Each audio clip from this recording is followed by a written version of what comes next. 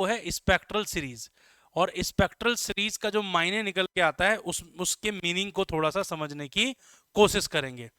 शुरू करेंगे कल जहां छोड़ा था उसके अंतिम पार्ट से।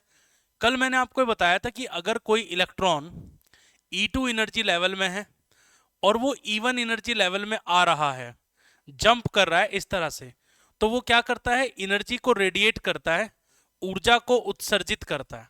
मान लो यहां पर लेवल कौन सा है, N2 है, और ये लेवल कौन सा है, N1। मतलब यहां पर जो इसकी क्वांटम नंबर है वो क्या N1 है, और यहां इसकी क्वांटम नंबर क्या है, N2 है। तो मैंने आपको याद करवाया था कि जो लैम्डा आपका जो वेवलेंथ होगी आपकी, ठीक है, 1/λ is equal to R bracket 1/n1 का स्क्वायर माइनस 1/n2 का स्क्वायर। तो मेरी आपसे हाथ जोड़कर विनती है कि इस फॉर्मूले को याद रखिएगा। ये फॉर्मूला इतने कमाल का है कि सारे के सारे जो क्वेश्चन है, सारे के सारे जो सवाल हैं, वो इसी फॉर्मूले से बनेंगे। ठीक, यहां पर जो आर है, आर की अगर हम बात करें, आर जो है कितना है, 1.097 इंटू 10⁻⁷ पर मीटर होता है, और इसे कहा जाता है रिडबर्ग कांस्टेंट। इसे कहा जाता है रिडबर्ग कांस्टेंट। याद रखिएगा, इसको कहते हैं रिडबर्ग कांस्टेंट। रिडबर्ग कांस्टेंट कहते हैं हम लोग इसको, रिडबर्ग कांस्टेंट, यानी कि इसको कहा जाता है रिडबर्ग नियतांक। इसको कहा जाता है रिडबर्ग नियतांक कहा जाता है। ये याद रखिए। आज इसकी याद क्यों आ रही है हमें, आज हमें इस फॉर्मूले की याद क्यों आ रही है? इस फॉर्मूले की याद हमें इसलिए आ रही है कि इस फॉर्मूले का इस्तेमाल करके हम अलग अलग श्रेणियों के बारे में अध्ययन करेंगे। तो मैं आपको जो है अलग अलग एनर्जी लेवल्स यहां पर बनाता हूं, तो ये नोट कर लीजिएगा, बहुत इंपॉर्टेंट है। ठीक है, अब देखिए एनर्जी लेवल डायग्राम बनाएंगे हम लोग यहां पर। तो एनर्जी लेवल डायग्राम देखिए, सबसे पहले जो आपकी ग्राउंड स्टेट वाली लेवल होती है, ग्राउंड स्टेट, जिसको हिंदी में क्या कहते हैं, जिसको हिंदी में हम लोग कहते हैं मूल अवस्था, ये ग्राउंड स्टेट वाला लेवल होता है। ठीक है, तो यहां जो है ये आपका n इज इक्वल टू 1 हो गया। ये क्या हो गया, n इज इक्वल टू 1। और n इज इक्वल टू 1 है तो इसको बोला क्या जाता है, बता सकता है कोई? इसको हम लोग कहते हैं ग्राउंड स्टेट। कौन सी स्टेट? Ground state. इसको कहते हैं मूल अवस्था। कौन सी अवस्था? मूल अवस्था। इसको याद रखिएगा, इसको मूल अवस्था कहते हैं, ग्राउंड स्टेट कहते हैं। इसके बाद n इज इक्वल टू 2 यहां पर होगा, ये n इज इक्वल टू 2 हो गया।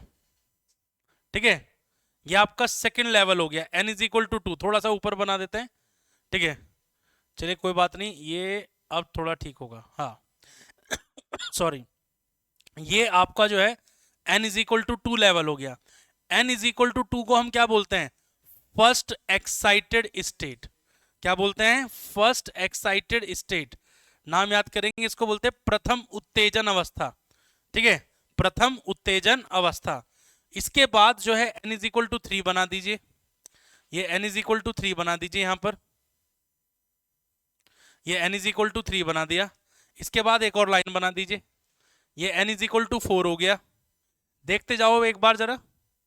ठीक है, राजस्थान की पावन धरती वाले लोग भी देखते रहे, दिमाग इधर उधर ना दौड़ाएं। ये n इज इक्वल टू आपका जो है, मैं बहुत पहले लाइंस बना लेता हूं, तब समझाने में मुझे आसानी रहेगी। ठीक है, ये लाइंस मैं बना लेता हूं इस तरह से। ये देखिए मैं क्या दिखा रहा हूं, मैं अलग अलग एनर्जी लेवल दिखा रहा हूं आपको यहां पर। ठीक है, ये अलग अलग एनर्जी लेवल्स मैं दिखा रहा हूं। ठीक है, अब इनका नंबर डाल देता हूं मैं। ठीक है, इनका नंबर डाल देता हूं। ठीक है, इसका नंबर क्या है, n इज इक्वल टू 3 है, इसका number n is equal to 4 है, ये n इज इक्वल टू 5 है, ये n इज इक्वल टू 6 है, और ये n इज इक्वल टू 7 है। एक लाइन और बना देता हूं। ठीक है, एक लाइन और बना देता हूं, n इज इक्वल टू 8 वाली लाइन और बना देता हूं एक, ये n इज इक्वल टू 8 वाली लाइन और बना देता हूं। चलो, ये है आपकी n इज इक्वल टू 8। सबसे लास्ट वाली जो लाइन है बच्चा, वो कौन सा लेवल है? वो n is equal to infinity है। वो कौन सा लेवल है? n is equal to infinity, याद रखना। ठीक है, ये है आपका n is equal to infinity level. तो नंबर कैसे आपको याद रखने हैं? देखो, नंबर ऐसे याद रखने हैं कि भाई जो सबसे नीचे वाला लेवल होगा उसको कहेंगे ग्राउंड स्टेट। उसके बाद क्या होगा? First excited, second excited, third excited, fourth excited, fifth excited, इस तरह से चलेगा। अगर कोई बोलेगा कि पांचवी उत्तेजन अवस्था, तो पांचवी उत्तेजन अवस्था का मतलब n का मान 6 है। एक प्लस कर दो ना, क्योंकि आपने गिनती कहां से स्टार्ट की है? 2 से स्टार्ट की है। ठीक, अब ध्यान से समझिए, अगर कोई इलेक्ट्रॉन संक्रमण करते हुए, ट्रांजिशन करते हुए किसी भी अपर एनर्जी लेवल से n इज इक्वल टू 1 में वापस लौट कर आए, कहां लौट कर वापस आए? n इज इक्वल टू 1 में लौट कर वापस आए। ये देखिए, किसी भी अपर एनर्जी लेवल से अगर वो लौट कर कहां पर आए? n इज इक्वल टू 1 पर। तो ये जो ग्रुप ऑफ लाइंस आपको दिखती है, तो इसको हम कौन सी सीरीज कहते हैं? इसको हम लाइमन सीरीज कहते हैं। कौन सी सीरीज कहते हैं? Lyman series. भाई हिंदी में नहीं लिख रहा हूं, क्योंकि हिंदी में भी लाइमन ही लिखा जाएगा, क्योंकि ये तो वैज्ञानिक का नाम है। ठीक, लाइमन सीरीज जो है आपको दिखती है, ठीक है, कौन से रीजन में दिखती है बताइए? लाइमन सीरीज जो आपको दिखती है वो दिखती है आपकी यूवी रीजन में। कौन से रीजन में दिखती है? UV reason. यूवी रीजन का मतलब है पराबैंगनी क्षेत्र में दिखाई देती है। कौन से क्षेत्र में दिखाई देती है? पराबैंगनी क्षेत्र में दिखाई देती है। ठीक है, तो पराबैंगनी क्षेत्र में अगर ये दिख रही है, तो अगली सीरीज देखो कौन सी होगी। अगर कोई इलेक्ट्रॉन किसी भी अपर लेवल से जंप करके n इज इक्वल टू 2 में अगर आ जाए, कहां आ जाए? n इज इक्वल टू 2 में अगर जंप कर जाए, ये देखिए n इज इक्वल टू 2 में जंप कर जाए, तो ये वाली जो स्पेक्ट्रल सीरीज आपको यहां बनती हुई नजर आ रही है, इस स्पेक्ट्रल सीरीज का जो नाम है वो क्या है? इसका नाम है बामर सीरीज। कौन सी सीरीज? बामर, BALMER। बामर सीरीज आपको कहां दिखती है? बामर सीरीज आपको विजिबल रीजन में दिखाई देती है, दृश्य क्षेत्र में दिखाई देती है। ठीक है, क्लियर हो गया? और यह भी याद रखिएगा, सबसे पहली जो स्पेक्ट्रल सीरीज की जो खोज की गई थी, है ना, the first discovered spectral series is the बामर series. हाँ, सबसे पहले बामर की खोज की गई। कारण क्या है? क्योंकि ये विजिबल रीजन में दिखती थी, सबसे पहले यही दिखी हमें। तो सबसे पहला जो खोज किया गया स्पेक्ट्रल सीरीज का, वो बामर सीरीज का किया गया। ठीक है, हाँ, ऑर्डर अगर हम क्रम के हिसाब से देखें, ऑर्डर के हिसाब से देखें, तो सबसे पहले नंबर पर कौन है? लाइमन है। ठीक है, लेकिन नंबर 2 पर कौन आएगा? बामर। लेकिन खोज सबसे पहले किसकी हुई? बामर। और अगर कोई भी अगली सीरीज देखिए, अगली सीरीज देखिए, अगर कोई इलेक्ट्रॉन किसी भी उच्च ऊर्जा स्तर से, अपर एनर्जी लेवल से जंप करके कहां पर आ जाए? n इज इक्वल टू 3 में आ जाए, तो ये हम बना के दिखा रहे हैं आपको। किसी भी अपर एनर्जी लेवल से थर्ड लेवल में आ जाए, तीसरे लेवल में अगर वो जंप कर जाए, ऐसी स्पेक्ट्रल सीरीज का नाम होता है लाइमन, आएगा पाश्चन, PASCHEN। पाश्चन जो सीरीज है आपको वो दिखाई देती है इंफ्रारेड रीजन में। कौन सी रीजन में दिखाई देती है? इंफ्रारेड। इंफ्रारेड को हिंदी में कहते हैं अवरक्त। कौन से क्षेत्र में दिखाई देती है? अवरक्त। अगली स्पेक्ट्रल सीरीज देखो, अगर कोई इलेक्ट्रॉन जंप करके n इज इक्वल टू 4 में आ जाए, जंप करके कहां जाए? n इज इक्वल टू 4 में आ जाए, तो ये देखिए 4 में हम उसको जंप करवा रहे हैं इस तरह से, ध्यान से देखो, n इज इक्वल टू 4 में जंप करवा रहे हैं इस तरह से, ये देखिए। तो ये जो स्पेक्ट्रल सीरीज आपकी बनेगी लाइमन, बामर, पाश्चन, इसका नाम होगा ब्रैकेट। क्या नाम होगा इसका? ब्रैकेट। ठीक है, ब्रैकेट। ये कहां दिखती है? ये दिखती है फार इंफ्रारेड। कहां दिखती है? फार इंफ्रारेड, अति अवरक्त क्षेत्र में दिखती है। बेटे छोटा छोटा इसलिए लिख रहा हूं क्योंकि जगह नहीं है मेरे पास। ठीक है, जगह नहीं है तो इसलिए मैं बोल भी रहा हूं, क्योंकि बड़ा बड़ा नहीं लिख सकता, फिर वो बहुत बड़ा हो जाएगा। देखिए ब्रैकेट के बाद क्या होगा? ठीक है, ब्रैकेट के बाद लास्ट सीरीज देखिए क्या हो गई। वैसे सीरीज और भी होती है, लेकिन हमारे सिलेबस में इतनी है। तो अगर कोई भी इलेक्ट्रॉन जंप करके n इज इक्वल टू 5 में आ रहा है, ठीक है, n इज इक्वल टू 5 में आ रहा है, देखिए 5वें में अगर जंप करके आ रहा है, तो इस तरह की जो स्पेक्ट्रल सीरीज आपको बनती हुई नजर आने वाली है, इस तरह की जो स्पेक्ट्रल सीरीज बनती हुई नजर आएगी, इसका नाम होगा पी फंड। कौन सा सीरीज होगी? P fund. और पी फंड कहां दिखती है? ये भी फार इंफ्रारेड रीजन में दिखती है, यानी कि ये भी अति अवरक्त क्षेत्र में दिखाई देती है। ठीक है, तो ये याद कर लोगे सब लोग, स्पेक्ट्रल सीरीज का नाम याद कर लीजिएगा, Lyman Balmer Paschen Brackett Pfund. Lyman Balmer Paschen Brackett Pfund. Infrared का मतलब रिमोट टीवी वाला, हाँ वही वाला, जो रिमोट के जो है रिमोट से जो निकलती है रेडिएशन, वो जो है आपकी इंफ्रारेड ही होती है। ठीक है, बिल्कुल, ये हीट वेव्स भी है, इनको जो है मसाज के लिए भी यूज किया जाता है। यानी कि अगर आपके पीठ में दर्द है, आपके कंधे में दर्द है, और आप फिजियोथेरेपी के पास थेरेपिस्ट के पास चले गए, तो वो इंफ्रारेड वेव से ही क्या करता है? आपकी मसाज करता है। इसीलिए इनको हीट वेव के नाम से भी जाना जाता है। ठीक है, तो क्लिनिकल एडवांटेज बहुत ज्यादा है इंफ्रारेड का। लेकिन एक बात मुझे समझा दीजिए आप, अगर मैं अलग अलग लिखूं और फॉर्मूले की बात करूं, तो आइए जरा अब इस तरह से लिखो मेरे साथ साथ। पहली सीरीज थी आपकी लाइमन सीरीज, पहली सीरीज थी आपकी लाइमन। लाइमन सीरीज के बारे में हमने बात किया।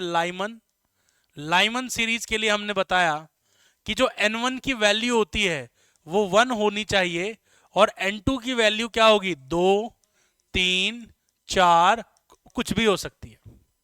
ठीक है, लेकिन जो लोअर एनर्जी लेवल है वो क्या होना चाहिए? 1 होना चाहिए। कहीं से भी जंप करके कहां पर आए? 1 में आए। तो इसका फॉर्मूला जो होगा 1/λ, 1/λ इज इक्वल टू आर। ठीक है, 1/n1 का स्क्वायर, यानी कि 1 का स्क्वायर 1 हुआ, माइनस 1/n2 का स्क्वायर। और n2 तो आप देख सकते हैं 2, 3, 4, 5 कुछ भी लिख सकते हैं, वो क्वेश्चन के अकॉर्डिंग रहेगा। ठीक, लाइमन सीरीज जो दिखाई देती है, लाइमन सीरीज जो हमें दिखाई देती है, वो दिखाई देती है यूवी रीजन में। मैं बार बार इसलिए बोल रहा हूं कि आपको यहीं पर याद करना है, आज ही याद करके जाना है इसको। चलिए दूसरी बात याद रखिए, जो एक कहानी याद रखिएगा, स्टार लगा के लिख देता हूं यहां पर। ठीक है, ये कहानी याद रखिएगा, बड़ा ट्रांजिशन, बड़ा ट्रांजिशन, बड़ा ट्रांजिशन, छोटा लैम्डा, छोटा ट्रांजिशन, छोटा ट्रांजिशन, छोटा ट्रांजिशन,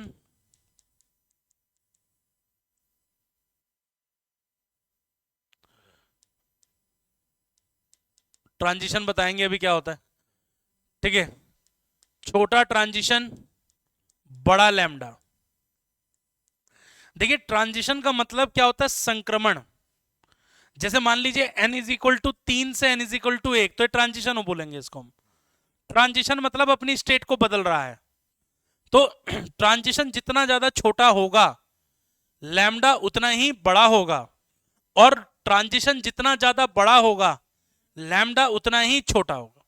तो लाइमन सीरीज देखिए जरा ध्यान से समझो बच्चे, ये बहुत खूबसूरत बात है। अगर मैं कहूं कि n1 जो है 1 है, और इसके लिए n2 क्या है, जरा देखना बेटे, n1 आपका 1 है, और n2 कहां से स्टार्ट हो रहा है? 2, 3, 4, डॉट डॉट डॉट कहां तक जाएगा? इंफिनिटी तक जा सकता है। तो सबसे बड़ा ट्रांजिशन कौन सा है? सबसे बड़ा ट्रांजिशन है इंफिनिटी से 1। ये सबसे बड़ा ट्रांजिशन है, ये सबसे बड़ा ट्रांजिशन है। तो यानी कि इसके लिए लैम्डा क्या होगा? सबसे छोटा होगा, मिनिमम होगा। ठीक, और सबसे छोटा ट्रांजिशन कौन सा है? सबसे छोटा ट्रांजिशन है 2 से 1, तो इसके लिए लैम्डा क्या होगा? मैक्सिमम होगा। याद रखिएगा, समझ गए? सबसे बड़े ट्रांजिशन के लिए क्या होगा? लैम्डा जो है छोटा होगा, और सबसे छोटे ट्रांजिशन के लिए लैम्डा बड़ा होगा। तो अगर आपसे पूछ ले कि लाइमन सीरीज की मैक्सिमम वेवलेंथ बताओ, तो 1/λ मैक्स इज इक्वल टू क्या होगा? बोलो आर। लैम्डा मैक्सिमम चाहिए तो ट्रांजिशन छोटा, 1/n1 स्क्वायर माइनस 1/n2 का स्क्वायर। सो 1/λ मैक्सिमम, इसको आप सॉल्व करोगे तो ये आ जाएगा आपका 4, 3r/4। उल्टा कर दोगे तो मैक्सिमम लैम्डा की वैल्यू कितनी आ गई? ये आ गई 4/3R। बताओ बात बनी कि नहीं बनी? बन गई? बात बनी कि नहीं बनी? कह रहा है कि इंफिनिटी से आएगी, आप तो 8 से ही। हाँ, 8 से कहां लिया है मैंने? अरे मैं इंफिनिटी बनाया तो है। अब ये थोड़ी ना कि हम बनाते रहें बस दिन भर यही लाइन बनाते रहें बस। थोड़ी सी लाइन दिखा दी मैंने बस, शुरू की 3-3 लाइनें मैंने दिखा दी। ठीक है, तो याद रखना अगर आपसे पूछ ले लैम्डा मिनिमम बताओ, सो 1/λ मिनिमम। लैम्डा मिनिमम के लिए क्या होगा? ट्रांजिशन सबसे बड़ा होगा, तो 1/n1 का स्क्वायर यानी कि 1 माइनस 1/n2 का स्क्वायर यानी कि 1/इंफिनिटी। सो 1/इंफिनिटी तो 0 हो जाएगा, so 1/λ minimum r। So lambda minimum की वैल्यू कितनी आ गई? 1/r। अब सवाल क्या पूछेगा पेपर के अंदर? Hashtag exam, hashtag exam, hashtag exam पूछता है कि मैक्सिमम अपॉन मिनिमम बताइए कितना होता है। रेशियो पूछेगा आपसे कि लाइमन सीरीज की मैक्सिमम लैम्डा और मिनिमम लैम्डा का रेशियो बताओ कितना होगा। ठीक है, तो कितना हो जाएगा? 4, ये हो जाएगा आपका 4/3R, और आप डिवाइड कर रहे हैं किससे? 1/r से। ठीक है, नहीं नहीं, नीचे 1/r, तो r ऊपर चला जाएगा, r से r कैंसिल हो जाएगा। सो lambda maximum upon lambda minimum Lyman के लिए कितना हुआ? 4/3। ये था हैशटैग एग्जाम। ठीक है, ये था हैशटैग एग्जाम। ये एग्जाम में ये वाली बात पूछेगा। ठीक है, ये बहुत जरूरी बात है। और कितने दिन तक सिलेबस चलेगा? अरे भाई 3-3 क्लास चल रही तुम्हारी, और क्या जान लोगे हमारी? सिलेबस से क्या मतलब है तुम्हें? आप क्लास अटेंड करो, मॉर्निंग में प्रैक्टिस चल रही है। ठीक है, हाँ चलिए, lambda maximum upon lambda minimum कितना हुआ? 4/3। अब लाइमन सीरीज तो समझ में आ गई। सर एक बार बामर बता देते तो ज्यादा अच्छा लगता। चलो बता देता हूं, एक बार बामर बता देते तो ज्यादा अच्छा लगता। बामर सीरीज, बामर, बामर सीरीज। बामर सीरीज कब बनती है दोस्तों? बताओ। बामर सीरीज तब बनती है जब n1 तो 2 हो और n2 कितना हो? n2 जो है 3, 4, 5 डॉट डॉट डॉट इंफिनिटी। अब यहीं देख के बता दो कि मैक्सिमम किसके लिए आएगा? मैक्सिमम आएगा 3 से 2 के लिए। 3 से 2 के लिए लैम्डा क्या होगा? और मिनिमम किसके लिए होगा? इंफिनिटी से 2। ये क्या होगा? लैम्डा मिनिमम होगा। ठीक है, अब इसके लिए आप इंपीरिकल फॉर्मूला तो लिख सकते हैं। इसके लिए फॉर्मूला क्या होगा? 1/λ। ठीक है, r 1/n1, 2 दूनी 4 माइनस 1/n2 का स्क्वायर। ठीक है, अगर आपसे कोई मिनिमम और मैक्सिमम पूछ ले तो बोलो, मिनिमम और मैक्सिमम पूछ ले तो क्या होगा? 1/λ मैक्सिमम अगर आपसे पूछ ले कोई, सो ये हो जाएगा r 1/4 माइनस 1/9। ठीक है, सो ये कितना हो जाएगा? लैम्डा मैक्सिमम, ये हुआ 9 चौको 36 ऊपर, और नीचे कितना? 5r। तो ये क्या होगा आपका? Lambda maximum. लैम्डा मिनिमम कितना होगा इसके लिए? लैम्डा मिनिमम निकालो जल्दी से। 1/λ मिनिमम। लैम्डा मिनिमम जब भी बोले तो n2 को इंफिनिटी कर दो, सो ये हो जाएगा आपका 1/4। सो यानी कि लैम्डा मिनिमम जो होगा आपका वो 4/r हो जाएगा।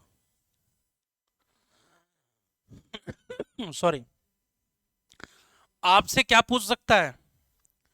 आपसे पूछ सकता है कि रेशियो बताओ। Hashtag exam, hashtag exam, lambda maximum upon lambda minimum 36/5r, और उसका उल्टा कर दो, मल्टीप्लाई कर रहे हैं ना उससे, सो r/4। 4 नंबर 36, r से r गया, r से r गया, कितना बचा बोलो? Lambda maximum upon lambda minimum कितना होगा? 9/5। बात पक्की हो गई? बात अगर पक्की हो गई तो एक बात और याद कर लो कि जो बामर सीरीज होती है वो कौन से रीजन में दिखती है? वो विजिबल रीजन में दिखाई देती है। ठीक। अच्छा, बाकी सीरीज के लिए तो आप अपने आप कर सकते हो, कोई दिक्कत नहीं है उसके अंदर। बाकी सीरीज के लिए आप अपने आप कर सकते हो, कोनो दिक्कत परेशानी नहीं है बबुआ। ठीक है, बाकी सीरीज के लिए आप अपने आप कर सकते हो। अब देखिए, लाइमन बामर और पाश्चन, मैं बस इतना लिख देता हूं, पाश्चन। पाश्चन जो सीरीज है आपकी, पाश्चन, पाश्चन कहां दिखती है? बोलते क्यों नहीं हो? इंफ्रारेड में दिखाई देगी पाश्चन। ये कहां दिखाई देगी? इंफ्रारेड। इंफ्रारेड का मतलब अवरक्त में दिखाई देगी। और पाश्चन के लिए N1 कितना होता है? 3। और N2 कितना होता है? 4, 5, 6, सो ऑन इंफिनिटी। ठीक है, मैक्सिमम मिनिमम तुम्हें पता है, वो लिखने की आवश्यकता नहीं है। पाश्चन के बाद क्या आएगा? ब्रैकेट। ठीक है, ब्रैकेट सीरीज जो होगी आपकी। ठीक है, ब्रैकेट, ब्रैकेट, ब्रैकेट सीरीज में N1 कितना होगा? N1 कितना होगा? 4। N2 कहां से स्टार्ट होगा? 5, 6, 7, सो ऑन इंफिनिटी, अनंत तक रहेगा। कहां दिखेगी? ये कौन से रीजन में दिखेगी? फार इंफ्रारेड रीजन में दिखाई देगी, अति अवरक्त क्षेत्र में दिखाई देगी। ठीक है, अगली सीरीज कौन सी है? अगली सीरीज बताओ। अगली सीरीज है पी फंड। अगली सीरीज है पी फंड। तो जो पी फंड सीरीज है इसको कहते हैं पी फुंड। ठीक है, पी फुंड। ठीक, तो पी फंड सीरीज जो है, N1 कितना होना चाहिए? 5। N2 कितना होना चाहिए? N2 होना चाहिए 6, 7, 8, सो ऑन इंफिनिटी। तो ये याद करना सब लोग। ठीक है, ये कौन से रीजन में दिखती है? ये भी अति अवरक्त क्षेत्र में दिखाई देती है, फार इंफ्रारेड रीजन में दिखती है। तो ये आपने सीरीज को सबको याद कर लो। ठीक है, तो मैंने आपको बता ही दिया। ये देखिए, किसी भी, मैंने आपको बार बार एक ही चीज याद करने को कहा है। ठीक है प्रशांत जी, एक ही चीज बार बार याद करने को कहा है कि आप हमेशा जब भी आपसे मिनिमम वेवलेंथ बोले तो आपको बड़े से बड़ा ट्रांजिशन लेना है, और जब आपसे कहे कि मैक्सिमम बताइए तो क्या होगा? छोटा ट्रांजिशन लेना है। तो छोटा ट्रांजिशन लेना है, संक्रमण छोटा होना चाहिए। ठीक है, तो ये बात आपको याद करनी है। एक और बात याद करो मेरे साथ, लाजवाब बात बताएंगे अब आपको। लाजवाब बात क्या होगा? देखिए, hydrogen atom, for hydrogen atom, अगर हम हाइड्रोजन एटम की बात करते हैं, ठीक है, अगर हम हाइड्रोजन एटम की बात करें, हाइड्रोजन परमाणु की अगर हम बात कर रहे हैं, हाइड्रोजन एटम की अगर हम बात कर रहे हैं, तो हाइड्रोजन एटम में क्या होता है? हाइड्रोजन एटम में, ठीक है, हम यहां लिखेंगे first transition, first transition, first transition of series, first transition of series, श्रेणी का पहला संक्रमण, श्रेणी का पहला संक्रमण, जो पहला ट्रांजिशन होगा, श्रेणी का पहला संक्रमण जो फर्स्ट ट्रांजिशन होगा, उस फर्स्ट ट्रांजिशन को हम कहते हैं H अल्फा लाइन। क्या कहते हैं? H alpha line. याद रखना, क्या बोलते हैं उसको? H alpha line. Second transition, second transition of series, ठीक है, श्रेणी का दूसरा संक्रमण, श्रेणी का दूसरा संक्रमण, जो सीरीज का दूसरा संक्रमण होगा, सेकंड ट्रांजिशन होगा, उस सेकंड ट्रांजिशन को क्या कहेंगे? उसे कहेंगे H बीटा लाइन। कौन सी लाइन? H beta line. क्या कहेंगे? H beta line. ठीक है,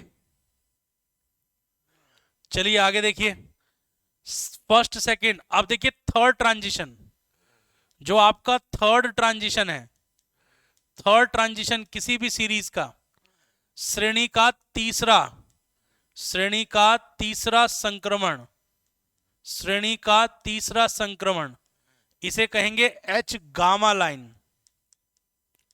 कौन सी लाइन? H gamma. और किसी भी सीरीज का फोर्थ, जो फोर्थ ट्रांजिशन है, किसी भी सीरीज का जो फोर्थ ट्रांजिशन है, यानी कि जो चौथा संक्रमण है, जो चौथा संक्रमण है, उस चौथे संक्रमण को कहेंगे एच डेल्टा लाइन।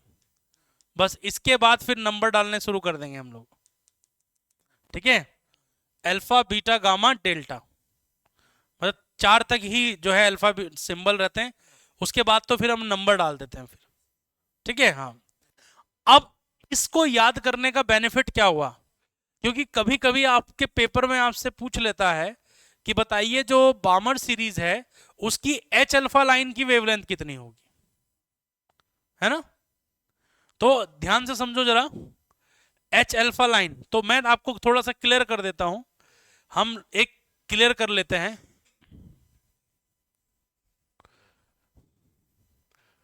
देखिए जरा थोड़ा समझने की कोशिश करें मेरे साथ।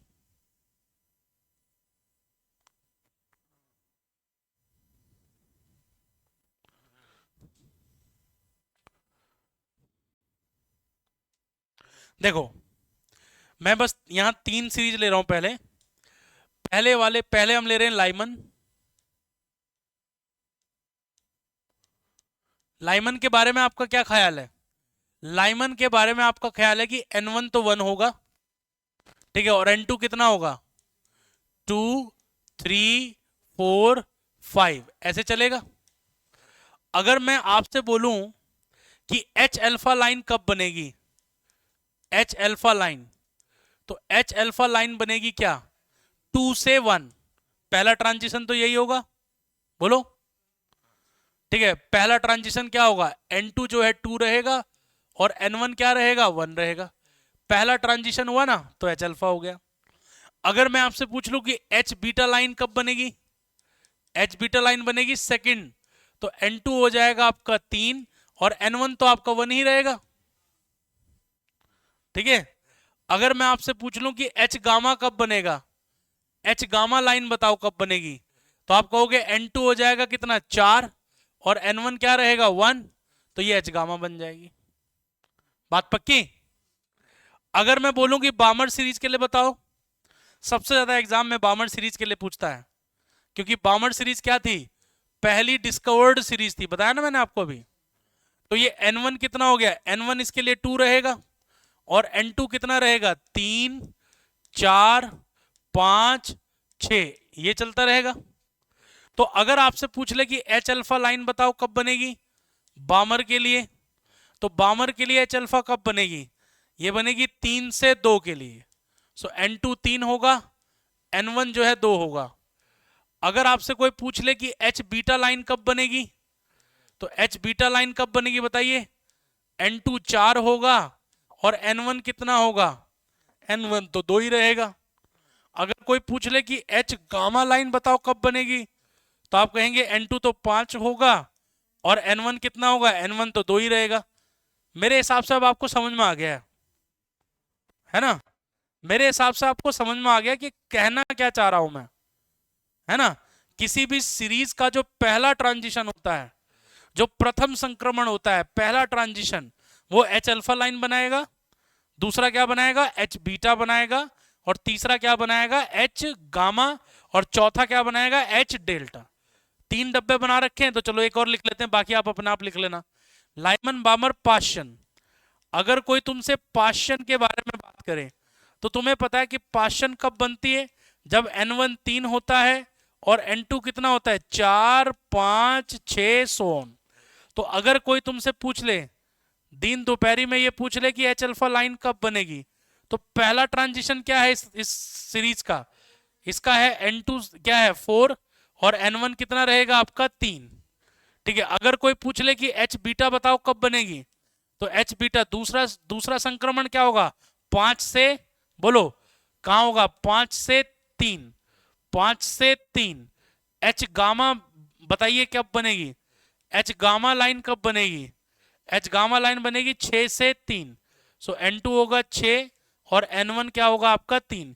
इस बात को याद रखना, ठीक है। एंड सो ऑन लिख देते हैं यहां पर, ठीक है। और इसी तरह से आप और श्रेणी के लिए भी लिख सकते हैं। क्लियर है?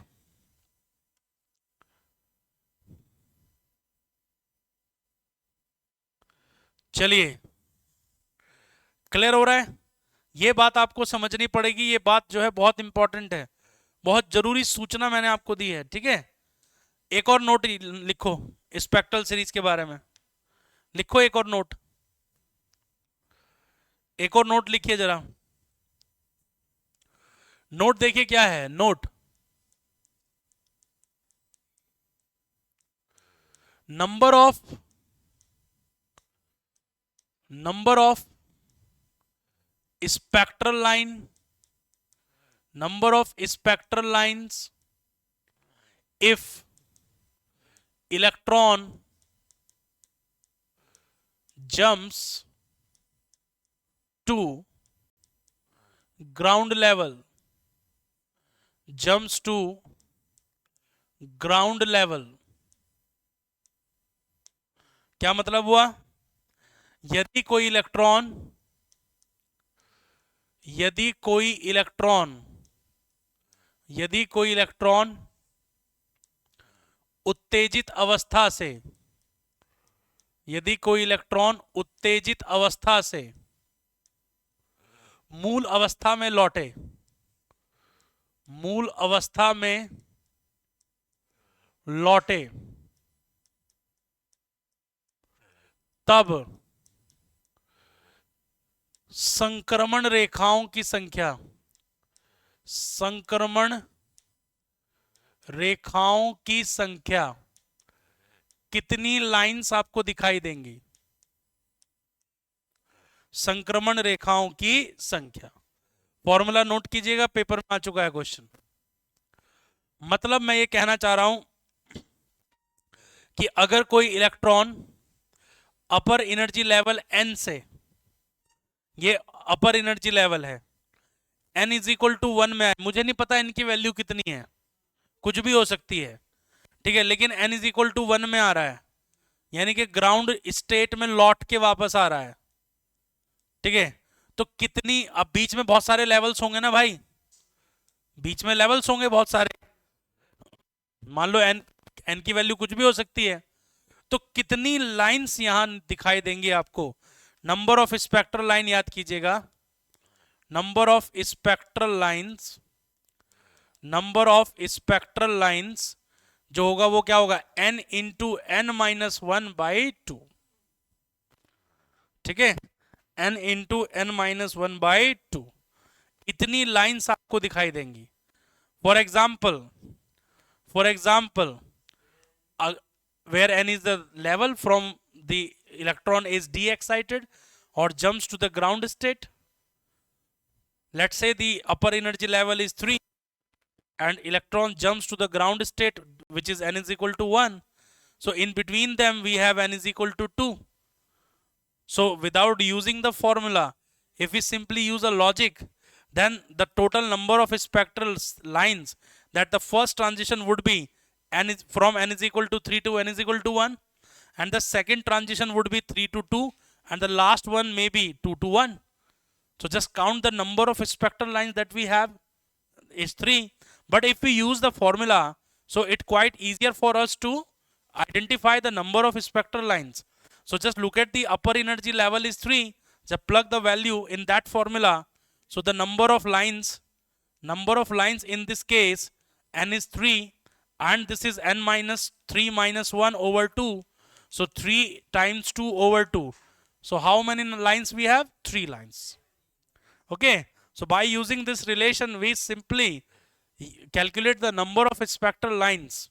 संक्रमण रेखाओं की संख्या को आसानी से निकाला जा सकता है अगर आप इस सूत्र का प्रयोग करेंगे। लेकिन ये सूत्र कब लगेगा? जब इलेक्ट्रॉन अपर लेवल से कहां पर जंप कर रहा होगा? ग्राउंड स्टेट में जंप कर रहा होगा। ठीक है, क्लियर है? हाँ, ये लिख दिया ना हमने, यहां पर ग्राउंड स्टेट में आ रहा है। ठीक है, अगर वो लौट के कहाँ रहा है, ग्राउंड स्टेट में। हालांकि फॉर्मूला जो है आप इसको बदल भी सकते हैं, आप इसको बीच के लिए भी लिख सकते हैं, लेकिन वो आपके लिए इंपॉर्टेंट नहीं है। ठीक है, आपके लिए ये वाली बात ही इंपॉर्टेंट है। ठीक है, अब ध्यान से समझिएगा, एक होता है एक्साइटेशन पोटेंशियल। ध्यान से समझिए, excitation potential, excitation potential, excitation potential, इसको हम लोग क्या कहते हैं, उत्तेजन विभव कहते हैं। क्या कहते हैं हम लोग इसे? उत्तेजन विभव कहते हैं इसे, एक्साइटेशन पोटेंशियल, उत्तेजन विभव कहते हैं। तो एक्साइटेशन पोटेंशियल का क्या मतलब है कि अगर आप किसी इलेक्ट्रॉन को किसी लोअर एनर्जी स्टेट से अपर एनर्जी स्टेट में ले जाना चाह रहे हो, तो आपको कितना वोल्ट लगाना पड़ा। ठीक, जरा एक बार यहां समझ के देखो। मान लो कि ये एनर्जी स्टेट है आपका E2 और ये एनर्जी स्टेट आपकी E1।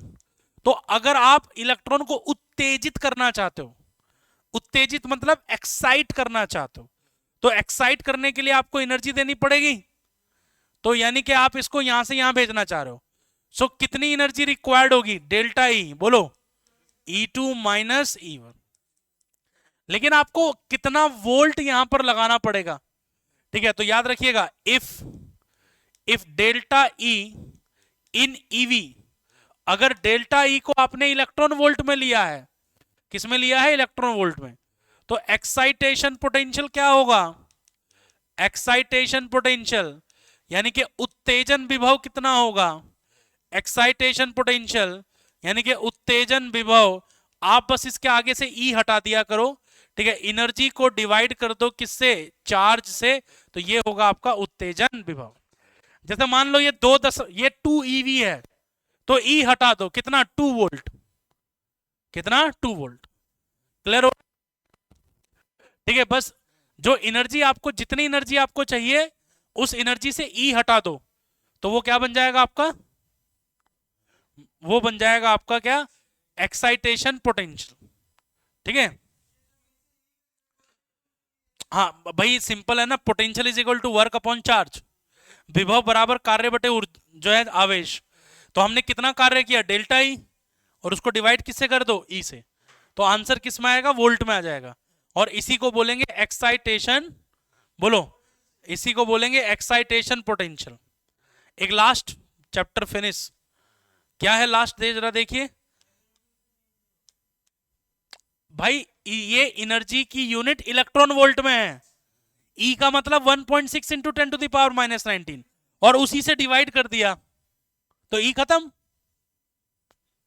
ठीक है, अब एक लास्ट है जिसको हम लोग कहते हैं आयनाइजेशन। देखो, ionization potential, ionization, ionization potential, ionization potential या फिर आयोनाइजेशन एनर्जी। ठीक है, इसको कहते हैं आयनन विभव, आयनन विभव, आयनन विभव। ठीक, अगर कोई इलेक्ट्रॉन ग्राउंड स्टेट में पड़ा हुआ है, मान लो कोई इलेक्ट्रॉन N1 स्टेट में पड़ा हुआ है फिलहाल, ठीक, आप इसको आयनाइज करना चाहते हैं। आयनाइज का मतलब जानते हो क्या होता है? आयोनाइजेशन का मतलब होता है कि इलेक्ट्रॉन को निकालना चाह रहे हो आप। तो इलेक्ट्रॉन को निकालना चाह रहे हो यानी कि आप उसको जो है N2 is equal to infinity पर भेजना चाह रहे हो। इलेक्ट्रॉन को बाहर निकालने का क्या मतलब हुआ? कहां भेजना चाह रहे हो आप इसको? इंफिनिटी पर। ठीक, अब अगर N1 की वैल्यू 1 है, N1 की वैल्यू 1 है, तो यहां एनर्जी कितनी होगी? E1 माइनस 13.6 इलेक्ट्रॉन वोल्ट, और N2 अगर इंफिनिटी है तो यहां एनर्जी कितनी होगी? 0। तो आपको कितनी एनर्जी चाहिए? आपको एनर्जी चाहिए 13.6 इलेक्ट्रॉन वोल्ट। इस एनर्जी को क्या कहेंगे? इस एनर्जी को कहेंगे आयनन ऊर्जा। क्या कहेंगे? आयनन ऊर्जा। इसे कहेंगे ionization, ionization energy, ionization energy कहेंगे इसको। और अगर हम देखें, अगर मैं इसको E से डिवाइड कर दूं, so delta E upon E यानी कि 13.6 वोल्ट, यानी कि अगर मैं 13.6 वोल्ट दे दूं, उस इलेक्ट्रॉन को जो ग्राउंड स्टेट में पड़ा है वो कहां चला जाएगा, n is equal to infinity चला जाएगा। इसको कहेंगे आयनन विभव। क्या कहेंगे इसको? आयनन विभव कहेंगे, यानी कि इसको कहेंगे आयोनाइजेशन, आयोनाइजेशन पोटेंशियल कहेंगे। बात पक्की? बात पक्की? ठीक है, तो ये पीडीएफ आपको मिल रही है, इसको रिवाइज कर लीजिएगा। अब न्यूमेरिकल क्रांति का समय।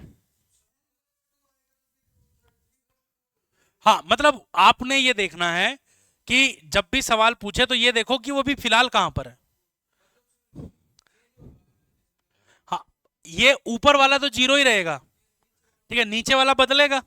आपको फॉर्मूला कल बताया था 13.6 बाई एन स्क्वायर, तो उसके हिसाब से आप डिफरेंस ले लीजिए। जितना अंतर होगा वो अंतर क्या होगा आपका, आयनाइजेशन एनर्जी। ठीक, तो आज की कक्षा में इतना ही। मुलाकात करेंगे आपसे जो है फिर किसी और दिन। तो मिलते हैं आपसे, चलिए बाय बाय।